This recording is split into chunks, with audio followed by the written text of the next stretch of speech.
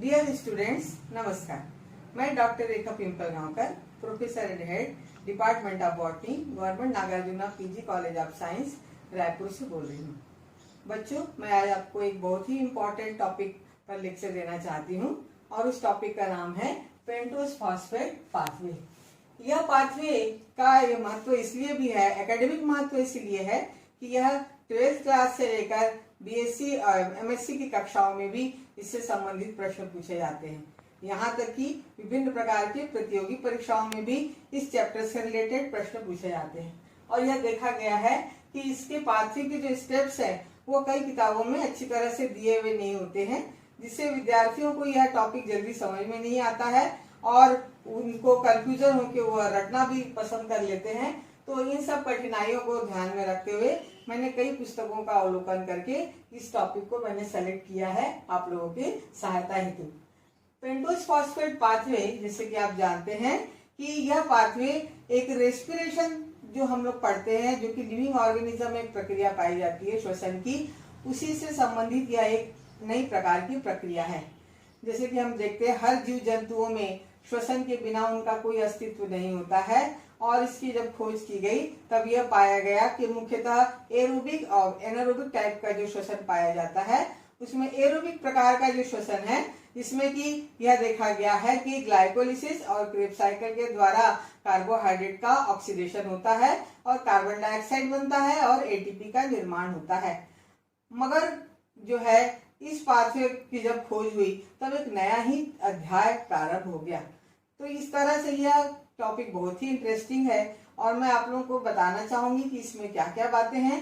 तो सबसे पहले तो इस टॉपिक के अंतर्गत आने वाले विभिन्न जो पहलू हैं जिसको हम पॉइंट्स के रूप में एग्जाम में आप लोगों को बताना चाहिए, और वो है इसका इंट्रोडक्शन से संबंधित हिस्टोरिकल अकाउंट, फिर साइट ऑफ एक्शन यानी यह पाथवे पौधों में कहाँ पाया जाता है और जंतुओं में कहाँ पाया जाता है, फिर इस पाथवे के क्या कैरेक्टरिस्टिक्स हैं, क्या इनका महत्व है, और फिर इसका क्या जैव रासायनिक महत्व है और इसका क्या मैकेनिज्म है, किस तरह से यह पाथवे ऑपरेट होता है, पौधों में किस तरह से होता है और जंतुओं में किस तरह से होता है। इस तरह से इसके पाथवे को हम डिटेल में आप लोगों को बताएंगे और फिर इसको याद करने से संबंधित, इसके सिग्निफिकेंस से संबंधित कई तरह के पॉइंट्स को हम लोग यहाँ पर डिस्कस करेंगे। तो now I will start the topic. First of all I will give some introduction about the topic. जैसे कि आपको मैंने बताया कि यह पाथवे जो है 1950 तक ऐसा माना जाता था कि ग्लाइकोलिसिस और क्रेब्स साइकिल के द्वारा ही यह कार्बोहाइड्रेट का ऑक्सीडेशन होता है और कार्बन डाइऑक्साइड बनती है। मगर गिब्स, एक्सेलफोर्ड और बीवर्स ने 1950 में एक नए प्रकार के पाथवे की खोज की और उन्होंने बताया कि ऑक्सीडेटिव पाथवे के अलावा इसमें एनाबॉलिज्म की प्रक्रिया जो है वह भी पाई जाती है और इस तरह से उसको उन्होंने ऑल्टरनेटिव ऑक्सीडेटिव पाथवे का नाम दिया। कई बार एग्जाम में ऑल्टरनेटिव ऑक्सीडेटिव पाथवे के नाम से भी प्रश्न पूछा जाता है।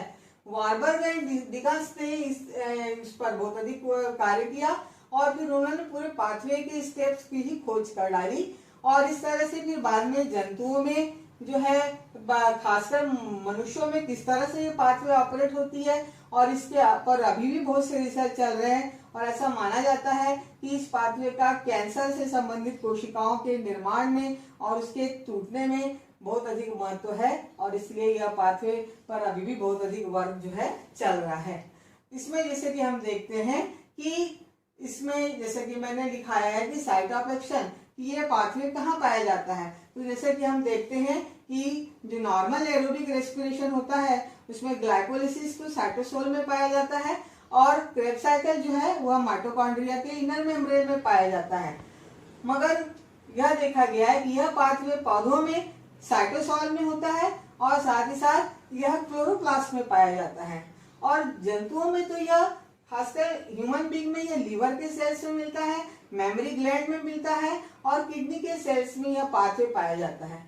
ऐसा शायद माना जाता है कि सामान्यतः हर जंतुओं को या जीव जंतुओं को अपने अस्तित्व के लिए एटीपी की आवश्यकता होती है, तो पौधे एटीपी का निर्माण तो रेस्पिरेशन के द्वारा कर ही लेते हैं, मगर इस पाथवे की सहायता से वे कुछ अन्य ऐसे पदार्थ भी बना देते हैं जो कि उनको अधिक मात्रा में अगर आवश्यकता होती है तो वह इसको प्राप्त कर सके।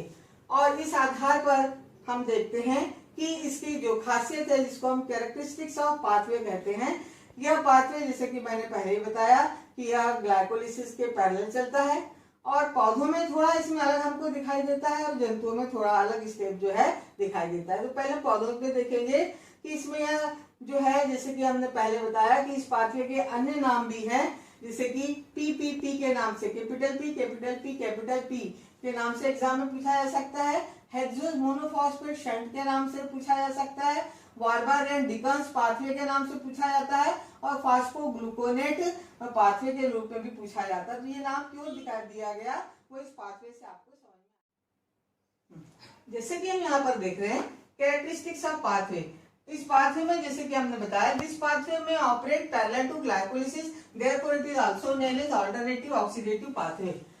In this pathway, 6 molecules of glucose 6-phosphate enter in the process, while 5 molecules regenerate in the form of fructose 6-phosphate. Means 5 molecules regenerated and only 1 molecule of glucose converts into 6 molecule of carbon dioxide. In the meantime, here you will find formation of phosphogluconate as well as formation of NADPH2, 12 molecule of NADPH2 takes place, which ultimately produce 36 molecule of ATP, and formation of 6 molecule of ribulose 5-phosphate takes place. And apart from oxidation, several intermediate compounds like ribulose biphosphate, which helps in the formation of ribose, which ultimately forms nucleic acid, as well as you will find formation of ethrose 4-phosphate takes place, which ultimately convert into organic amino acid, and it help in the formation of lignin. Now we shall discuss about the biochemical steps. As I have told earlier that in plants 6 molecule of glucose 6-phosphate enters in the pathway, and formation of phosphogluconate takes place, and phosphogluconic acid, free keto phosphogluconic acid, and 6 molecule of ribulose by 5-phosphate. These are the oxidative steps. Then this ribulose by 5-phosphate enters in the anabolic process, and it helps in the formation of ribose 5-phosphate, xylulose 5-phosphate, and then fructose 6-phosphate and erythrose 4-phosphate, and in this way several compounds form during the process.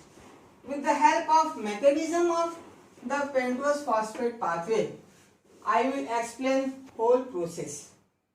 अब यहाँ पर जो है students, mechanism जैसे कि आप लोग देख रहे हैं कि बहुत ही टफ तरह से हमको यह दिखाई दे रहा है, और इसमें बीएससी के स्टूडेंट्स तक को तो, या स्कूल स्टूडेंट्स लोगों को तो केवल आप लाइन डायग्राम के द्वारा, या हम कह सकते हैं कि इसको हम फ्लो डायग्राम के द्वारा एक्सप्लेन कर सकते हैं, मगर एमएससी के स्टूडेंट्स के लिए यह मैंडेटरी है कि उनको स्ट्रक्चरल फॉर्मूले के द्वारा यह पाथवे एक्सप्लेन करना चाहिए।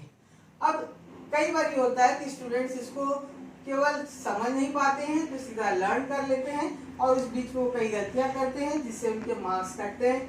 अगर इस पाथवे को पूरा सही तरह से बनाया जाता है तो उनको जैसे मैथ्स में पूरे नंबर मिलते हैं, वैसे ही उनको इसमें भी पूरे नंबर अगर पाथवे सही तरह से बनाते हैं तो मिल सकता है।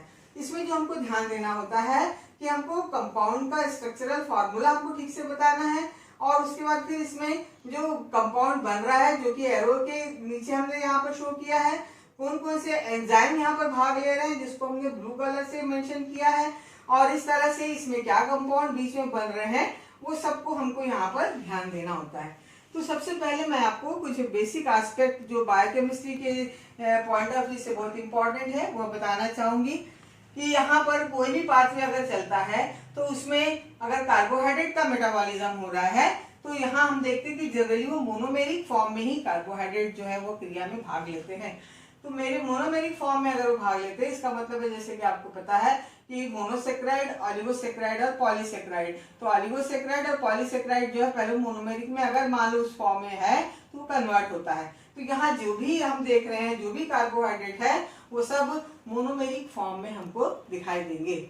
और जैसे कि हमको पता है कि एक बेसिक नॉलेज हमको और होना चाहिए कि ये चूंकि सारे जो कंपाउंड्स हैं ये सब ऑर्गेनिक कंपाउंड है, इन ऑर्गेनिक कंपाउंड में कुछ फंक्शनल ग्रुप पाए जाते हैं। जैसे यहाँ पर CHO है, यह एक फंक्शनल ग्रुप है जिसको हम एल्डिहाइड कहते हैं। CHOH जो है यह भी एक फंक्शनल ग्रुप है जो कि सेकेंडरी अल्कोहल है। CH2OH है, जैसे कि यहाँ पर फॉस्फेट ग्रुप है यहाँ पर, तो ये भी एक फंक्शनल ग्रुप है। सामान्यतः जो है फर्स्ट और 6 कार्बन के जो कंपाउंड होते हैं वो अधिक एक्टिव होते हैं और बीच के भी कंपाउंड जो है वो क्रिया में भाग ले सकते हैं। जैसे कि हम देखते हैं कि जो भी पाथवे है वो अक्सर मेटाबॉलिज्म से रिलेटेड होता है और मेटाबॉलिज्म की जो प्रक्रिया होती है उसमें 2 भाग होते हैं, कैटाबॉलिज्म और एनाबॉलिज्म। कैटाबॉलिज्म हुआ जहां पर कोई कॉम्प्लेक्स मॉलिक्यूल सिंपल मॉलिक्यूल में टूटता है और एनाबॉलिज्म हुआ जहां पर कोई सिंपल मॉलिक्यूल कॉम्प्लेक्स मॉलिक्यूल में टूटता है। तो यहाँ पर हम देखते हैं कि पहले जो स्टेप है उसमें हमको कैटाबॉलिज्म दिख रहा है, यानी ग्लूकोज जो है वो 6 कार्बन डाइऑक्साइड बना रहा है और बाद की जो स्टेप है उसमें हम कुछ इंटरमीडिएट कंपाउंड भी बन रहे हैं और कुछ मॉलिक्यूल का फिर से रिजर्वेशन भी हो रहा है।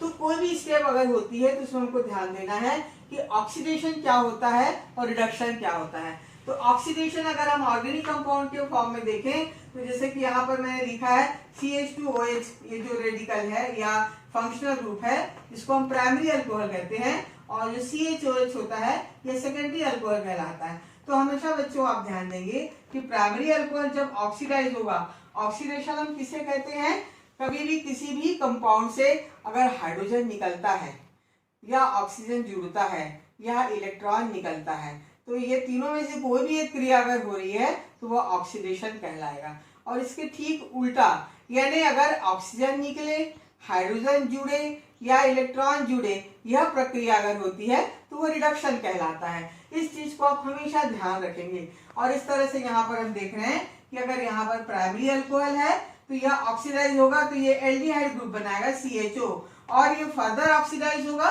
तो ये एसिड बनाएगा।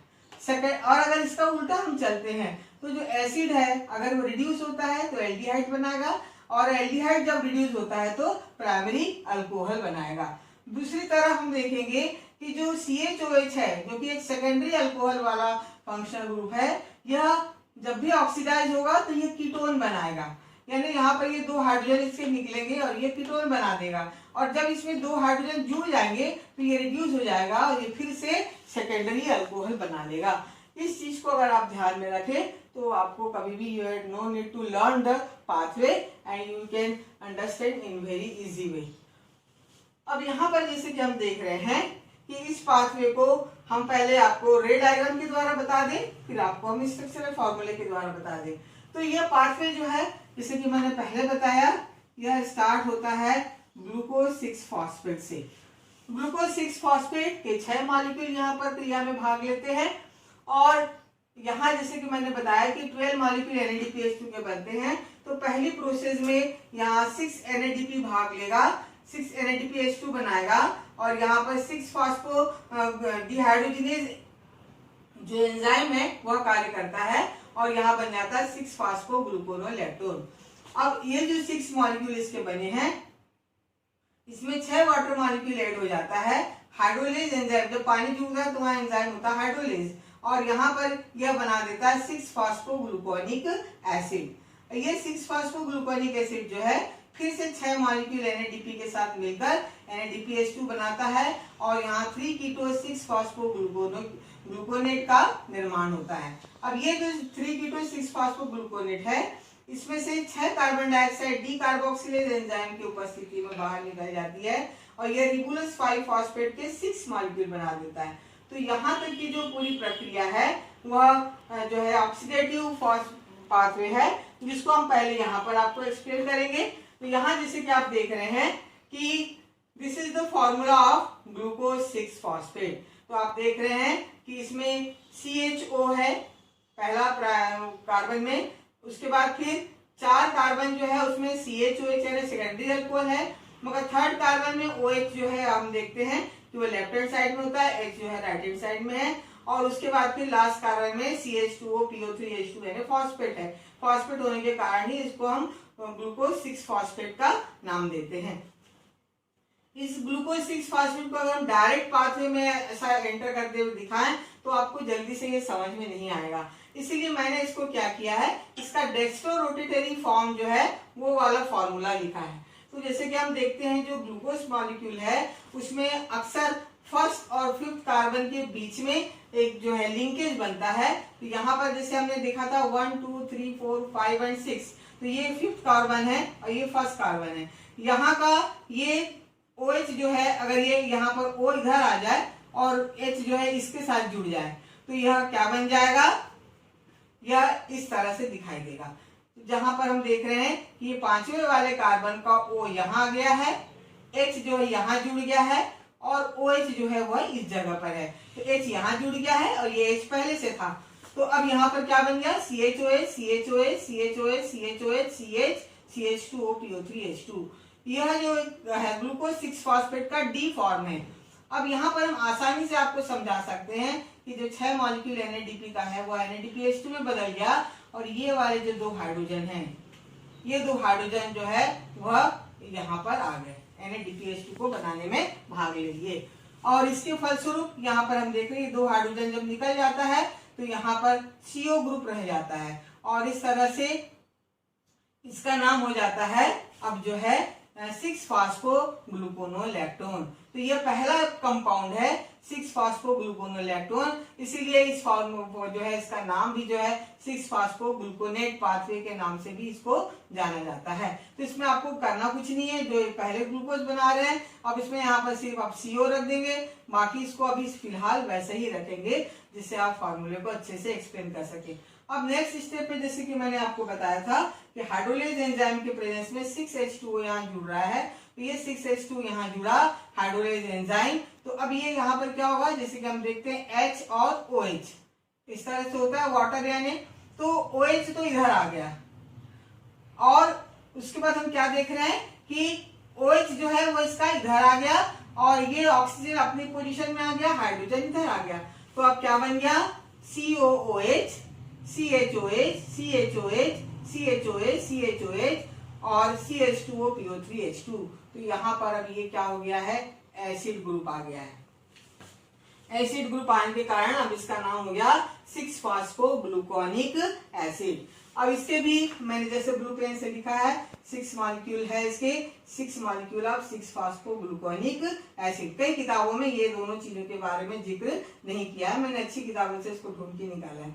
अब उसके बाद हम देखते हैं कि ये जो 6-फॉस्फोग्लूकोनिक एसिड है फिर से 6 NADP के साथ मिलकर NADPH2 बनाएगा। अब यहाँ पर जो है हाइड्रोजन डोनर कौन बनता है, ये थर्ड कार्बन में पाया जाने वाला जो CHOH है। मैंने पहले बताया था कि अगर सेकेंडरी अल्कोहल ऑक्सीडाइज होता है तो कीटोन बनाता है। तो ये जो सेकेंडरी अल्कोहल है ये अपना 2 हाइड्रोजन इसको दे देता है, NADPH2 बना देगा और खुद जो है कीटोन में कन्वर्ट हो जाता है। और इसलिए इसका नाम क्या हो गया, क्योंकि थर्ड कार्बन में कीटोन है 3 कीटो, छठवें कार्बन में फॉस्फेट है 6-फॉस्फो और एसिड ग्रुप है तो ग्लूकोनिक एसिड। तो now we can say that formation of 6 molecule of 3 keto 6-phosphogluconic acid take place after the conversion of NADP to NADPH2। और इस तरह से यहाँ हम देखते हैं कि 6 NADP यहाँ बना, 6 NADP पहले बना था और 12 NADPH2 जो है वह बने हैं, जो कि बहुत ही अधिक महत्वपूर्ण प्रोसेस होता है, जिसका बहुत अधिक महत्व होता है, जो मैं आपको सिग्निफिकेंस के दौरान आपको बताऊंगी। अब उसके बाद जो है यहाँ पर 3 कीटो 6-फॉस्फोग्लूकोनिक एसिड बन गया। अभी तक अगर हम कार्बन की संख्या देखें तो यहाँ पर भी 6 कार्बन है, यहाँ पर भी 6 कार्बन है, यहाँ पर भी 6 कार्बन है, यहाँ पर भी 6 कार्बन है। अब पहली बार यहाँ पर क्या होगा कि कार्बन डाइऑक्साइड के रूप में कार्बन जो है एक कार्बन कम होगा। तो चूंकि एक मॉलिक्यूल से एक कार्बन डाइऑक्साइड निकलेगा तो 6 मॉलिक्यूल से 6 कार्बन डाइऑक्साइड। तो decarboxylase enzyme helps in the liberation of carbon dioxide from this 3 keto 6-phosphogluconic acid। और ये कार्बन डाइऑक्साइड आप अपने मेमोरी के लिए याद रखेंगे, यहाँ से निकल गया है, ये हाइड्रोजन इधर आ गया।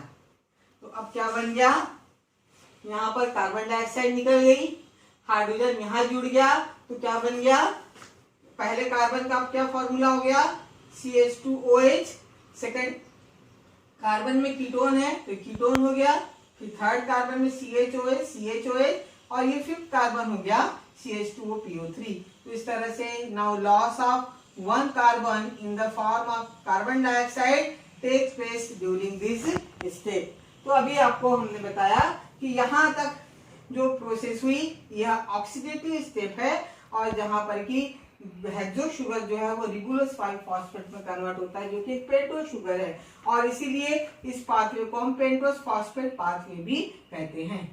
अब उसके बाद जो है ये जो रिबुलोस 5-फॉस्फेट बना, यह आगे चलकर एनाबॉलिक स्टेप में एंटर करता है। तो जैसे कि मैंने आपको यहाँ तक का स्टेप बताया था रिबुलोस 5-फॉस्फेट।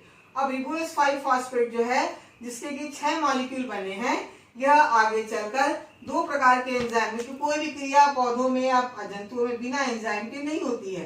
तो यहाँ रिबुलोस जो है वह अपने आइसोमेरिक फॉर्म आइसोमरेज में कन्वर्ट हो जाता है। आइसोमरेज एंजाइम के प्रेजेंस में यह राइबोस 5-फॉस्फेट बना देता है और उसके 2 मॉलिक्यूल बनते हैं। और ज़ैलुलोस 5-फॉस्फेट जो एपिमरेज एंजाइम है वह क्या कर देता है, ज़ैलुलोस 5-फॉस्फेट बना देता है। दोनों में ही कार्बन की संख्या 5 है, बस अंतर है कि यहाँ पर इसके 2 मॉलिक्यूल बने हैं, इसके 4, और इस तरह से शुरू में 6 मॉलिक्यूल थे, तो यहाँ पर भी 6 मॉलिक्यूल बन गए।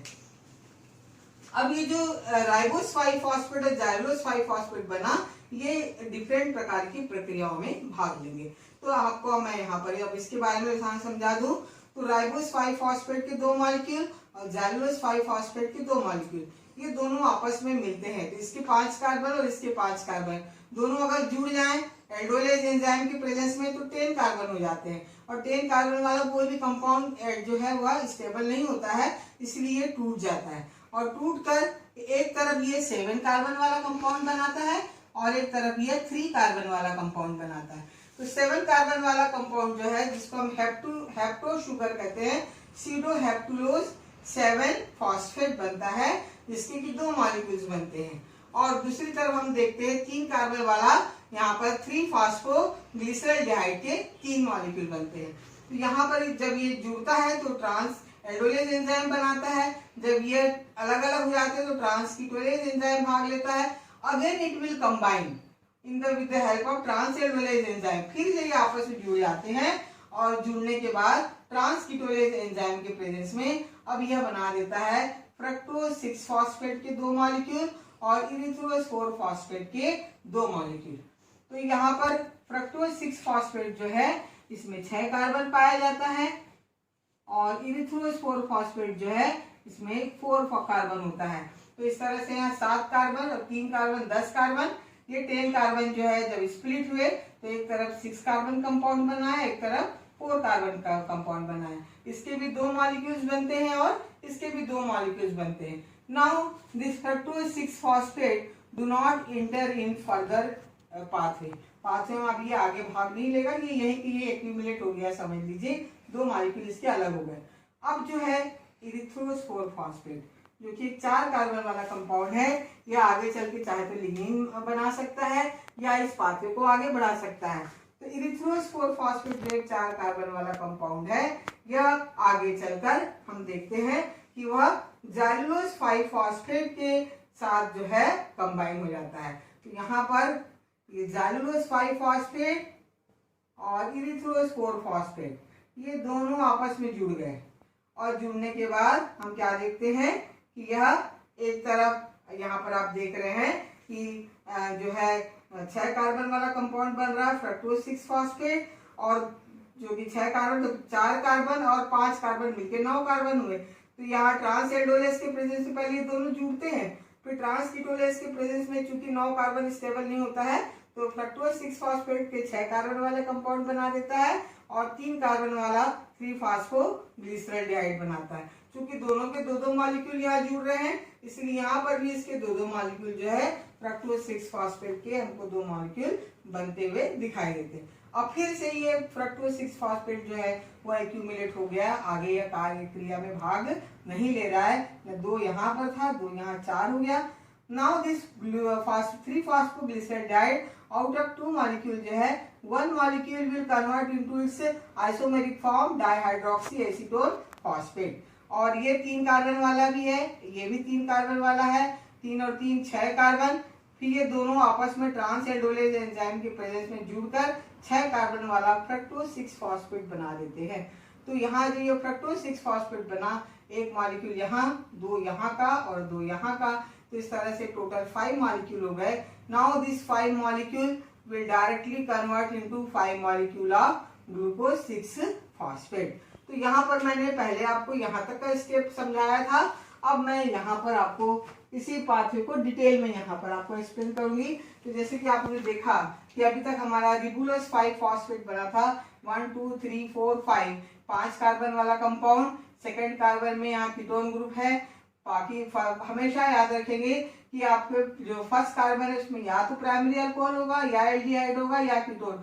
सेकेंडरी अल्कोहल कभी नहीं होता है। सेकेंडरी अल्कोहल हमेशा बीच में होता है, फर्स्ट और लास्ट में हमेशा फंक्शनल ग्रुप मिलते हैं।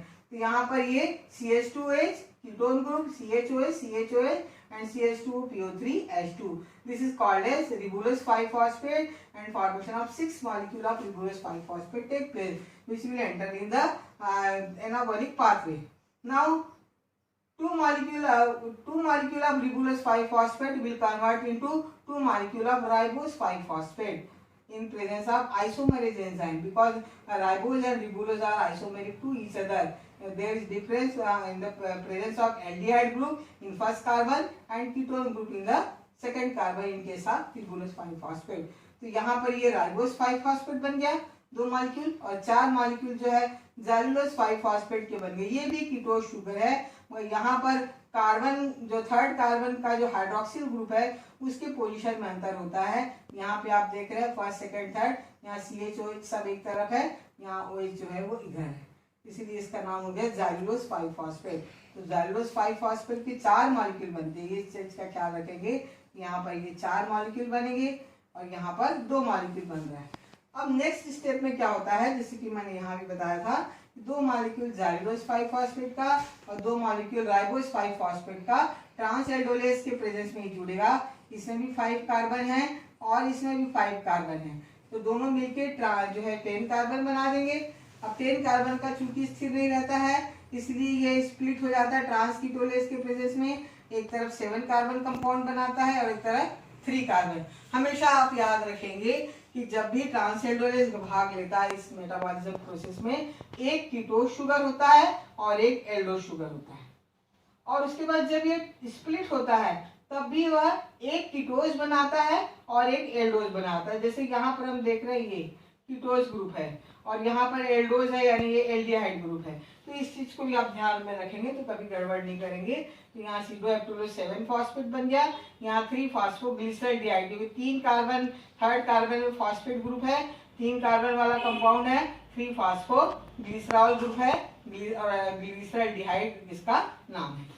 अब उसके बाद हम देखते हैं कि इसमें ये दोनों आपस में फिर जुड़ जाते हैं। जैसे मैंने यहाँ पर बताया था, ये दोनों फिर से ट्रांस एल्डोलेज की उपस्थिति में जुड़ जाते हैं। 7 कार्बन 3 कार्बन 10 कार्बन।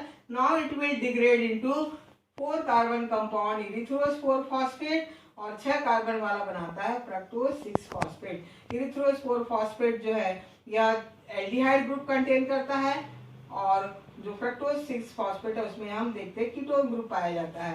अब ये दोनों ही जो कंपाउंड है उसमें से, जैसे मैंने आपको पहले बताया था, फ्रक्टोज 6-phosphate जो है वो आगे चलकर भाग नहीं लेता है, वो एक्यूमुलेट हो जाता है। और ये इरिथ्रोज 4-phosphate जो है वह ज़ैलुलोज के 4 मॉलिक्यूल बने थे, 2 मॉलिक्यूल तो अंदर एंटर कर गए, 2 मॉलिक्यूल अभी भी इसके बचे हुए हैं।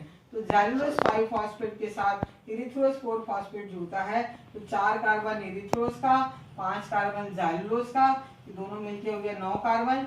9 कार्बन वाला कंपाउंड चूंकि स्टेबल नहीं रहता है, तो यह आगे चलकर ट्रांस कीटोलेज के प्रेजेंस में फिर से 6 कार्बन वाला कंपाउंड बना देता है फ्रक्टोज 6-phosphate। जैसे पहले हमने देखा कि एक जो है एल्डोज शुगर है, इरिथ्रोज में एल्डोज है, ज़ैलुलोज में कीटोज है, ये दोनों जब जुड़े अब जो शुगर बनेगा उसमें एक कीटोज ग्रुप वाला फ्रक्टोज बना और दूसरा बन गया 3-phosphoglyceraldehyde।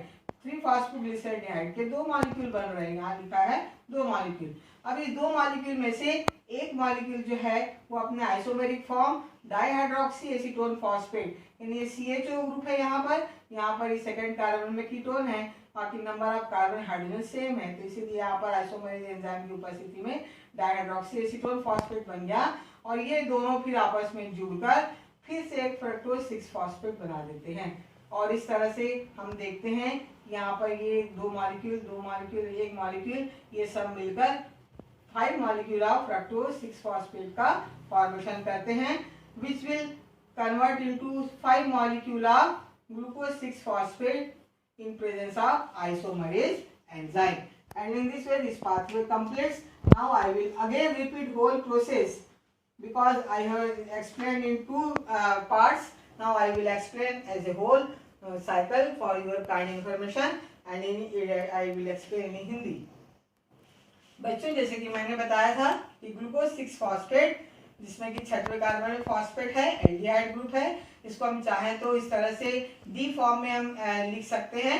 तो यहाँ पर पांचवें और पहले कार्बन के बीच में जब हमने किया तो ये स्ट्रक्चर बन गया D structure of glucose 6 phosphate. यह जो है NADP के प्रेजेंस में NADPH2 बनाएगा, और इसी बीच में हम यह देखते हैं कि इसके जो दो हाइड्रोजन हैं ये दोनों NADPH2 बनाने में मदद करेंगे, और यह बना देता है 6 फास्फोग्लूकोनोलैक्टोन के 6 मॉलिक्यूल, जिसमें कि 6 कार्बन पाए जा रहे हैं।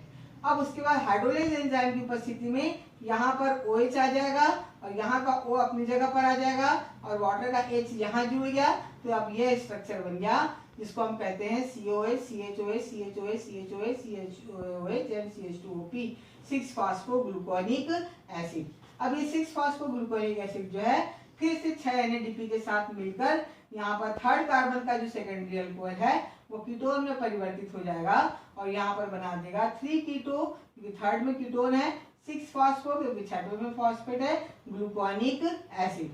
अब ये जो 6 कार्बन वाला कंपाउंड है, पहली बार इसका कार्बन डाइऑक्साइड निकलेगा, हर मॉलिक्यूल से एक कार्बन डाइऑक्साइड, तो 6 मॉलिक्यूल से 6 कार्बन डाइऑक्साइड, ये 6 कार्बन डाइऑक्साइड इसके निकलते हैं, और 5 कार्बन वाला कंपाउंड बनता है जिसको हम कहते हैं रिबुलोज 5 फॉस्फेट। तो रिबुलोज 5 फॉस्फेट जैसे कि हम देख रहे हैं कि यहाँ पर भी कीटोन ग्रुप था, यहाँ भी कीटोन ग्रुप था, ये कार्बन डाइऑक्साइड निकल गया, हाइड्रोजन अगर यहाँ आ जाए तो ये कंपाउंड अपने आप बन जाता है। तो ये है रिबुलोज 5 फॉस्फेट, जिसके कि 6 मॉलिक्यूल बन रहे हैं, और 6 कार्बन डाइऑक्साइड निकल रही है डीकार्बोक्सिलेज एंजाइम के प्रेजेंस में। अब यहाँ तक की प्रोसेस जैसे मैंने बताया था कि ऑक्सीडेटिव स्टेप है, अब यहाँ की जो स्टेप है वो एनाबॉलिक स्टेप है। तो यहाँ रिबुलोज 5 फॉस्फेट के जो 6 मॉलिक्यूल है आगे चलकर एपीमरेज एंजाइम के प्रेजेंस में यह ज़ैलूलोज 5 फॉस्फेट के 4 मॉलिक्यूल बनाते हैं, और आइसोमरेज एंजाइम के प्रेजेंस में यह राइबोज 5 फॉस्फेट के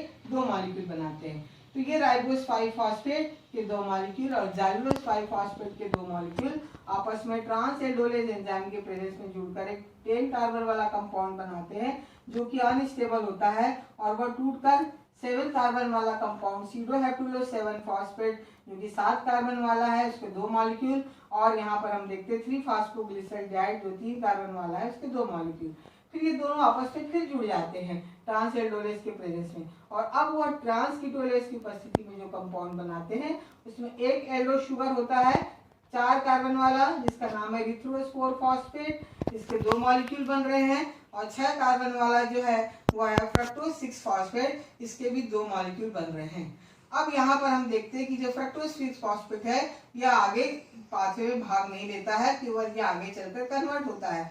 अब जो भाग लेता है वह इरिथ्रोज 4 फॉस्फेट। इरिथ्रोज 4 फॉस्फेट जो कि 4 कार्बन वाला कंपाउंड है, वो ज़ैलूलोज 5 फॉस्फेट के जो 4 में से 2 मॉलिक्यूल भाग लिए थे, 2 बचे थे, वो 2 मॉलिक्यूल इसके साथ जुड़ गए, 4 कार्बन और 5 कार्बन कंपाउंड मिलकर 9 कार्बन कंपाउंड बनाता है पहले, जो कि अस्थिर होता है, इसलिए यह टूटकर एक 6 कार्बन वाला कंपाउंड बना देता है फ्रक्टोज 6 फॉस्फेट, इसके 2 मॉलिक्यूल रहते हैं, और दूसरी तरफ यह 3 फास्फोग्लिसराइड 3 कार्बन वाला बनाता है, इसके भी 2 मॉलिक्यूल होते हैं। तो इस तरह से हम देखते हैं कि 6 कार्बन एंड 3 कार्बन जो है यहाँ पर कंपाउंड जो बन गया, 6 कार्बन वाला फ्रक्टोज 6 फॉस्फेट आगे क्रिया में भाग नहीं लेता है, और यह एक्यूमुलेट होते जाता है, और ये जो 3 फास्फोग्लिसराइड है उसका एक मॉलिक्यूल डाइहाइड्रोक्सी एसीटोन फॉस्फेट बना देता है, फिर ये दोनों आपस में जुड़ जाते हैं, और फिर एक और फ्रक्टोज 6 फॉस्फेट बना देते हैं। तो इस तरह से यहाँ 2 मॉलिक्यूल सबसे पहले बना था फ्रक्टोज का, फिर 2 मॉलिक्यूल फ्रक्टोज 6 फॉस्फेट का एक और बन गया,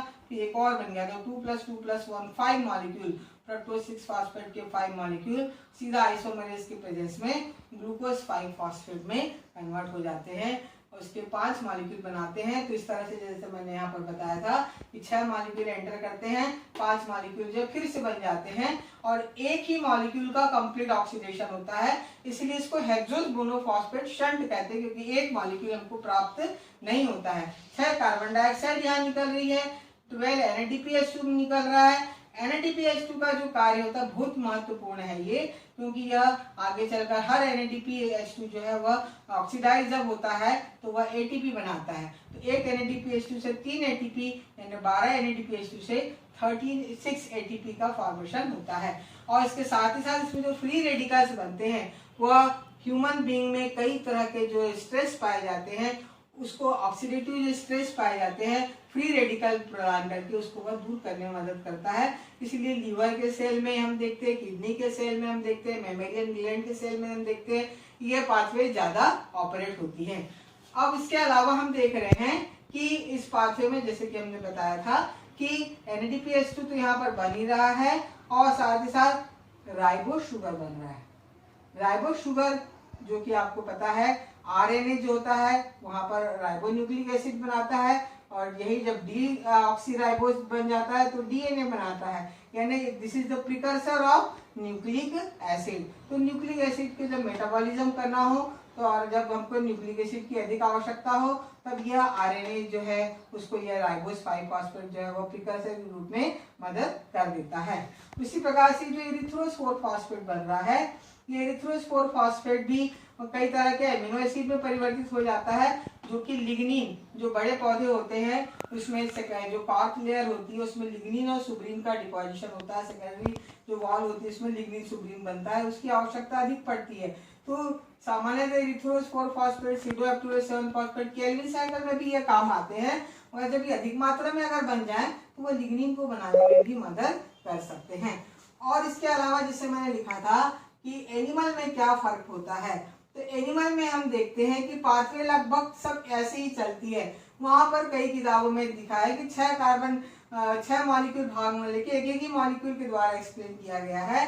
उसमें यहाँ तक की पाथवे पूरी चलती है और फिर इसमें यह बता दिया है कि जो फ्रक्टोज 6 फॉस्फेट यहाँ पर और जो 3 फॉस्फोग्लिसरॉल्डिहाइड यहाँ तक पूरा चलता है और फिर आवश्यकता अनुसार ये जो फ्रक्टोज 6 फॉस्फेट है यह एंटर कर जाता है ग्लाइकोलिसिस में। जैसे आपको पता है ग्लाइकोलिसिस का EMP पाथवे में फ्रक्टोज 6 फॉस्फेट का महत्व है और वैसे ही हम देखते हैं कि 3 फॉस्फोग्लिसरॉल्डिहाइड जो है इसका भी EMP पाथवे में महत्व है। तो ये ग्लाइकोलिसिस के EMP पाथवे में एंटर कर जाता है और इस तरह से अल्टरनेटिव मैकेनिज्म की तरह यह मदद करता है। तो मुझे लगता है कि आप लोगों को काफी कुछ डाउट जो है क्लियर हो गया होगा। अब जैसे कि मैंने आपको पहले बताया था कि इसको हम चाहे तो इक्वेशन के रूप में याद रख सकते हैं। सारे स्टेप को आप 1 2 3 4 5 करके याद रखिए और इक्वेशन के रूप में भी आपको कई किताबों में लिखा हुआ मिलेगा। जैसे कि पहला इक्वेशन है तो आप लिखेंगे 6 मॉलिक्यूल ऑफ ग्लूकोज 6 फॉस्फेट और फिर ये जो है 6 + 6 NADPH2 इज इक्वल टू, अब बनाएंगे 6 molecule of 6 phosphogluconolactone plus 6 NADPH2। फिर इसका ये नेक्स्ट इक्वेशन में ये पहले आप लिखेंगे, फिर उसके बाद वहां पर आप लिखेंगे एंजाइम का नाम, यहाँ डिहाइड्रोजिनेज लिखेंगे और फिर यहाँ पर जैसे आपने 6 फॉस्फोग्लूकोनोलेक्टोन लिखा 6H2O लिख दिया और फिर वहाँ इज इक्वल टू 6 फॉस्फोग्लूकोनिक एसिड और जो है इसका फॉर्मेशन हमको होता हुआ दिखाई दे रहा है। फिर नेक्स्ट स्टेप में ना इस तरह से आप देखेंगे किताबों में कई तरह के इक्वेशन भी हमको मिलते हैं। अब इसका जैसे कि मैंने आपको साथ ही साथ इसका सिग्निफिकेंस भी बता दिया है कि यह जो मॉलिक्यूल है इसमें राइबोस शुगर जो बन रहा है न्यूक्लिक एसिड को बनाने के लिए मदद कर रहा है, एरिथ्रोज जो है मदद कर रहा है, NADPH2 का मदद हो रहा है और इसीलिए यह पाथवे जो है वह पौधों के लिए भी उपयोगी है।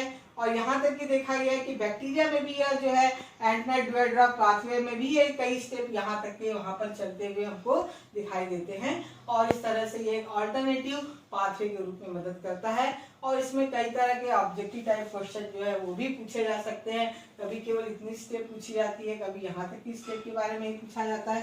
तो अगर आपको ये पूरा पाथवे अच्छे से समझ में आ गया होगा तो मुझे नहीं लगता है कि आप कभी इसको भूलेंगे।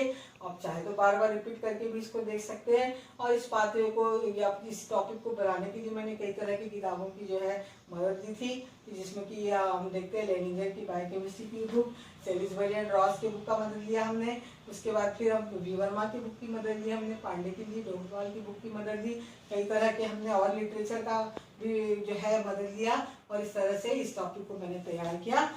और मैं आशा करूंगी कि आपको यह पूरा टॉपिक समझ में आ गया होगा और इसके आधार पर आप बहुत अच्छे मार्क्स एग्जाम में लाएंगे। अगर कोई क्वेरी हो तो आप मुझको संपर्क कर सकते हैं। नमस्कार, थैंक यू।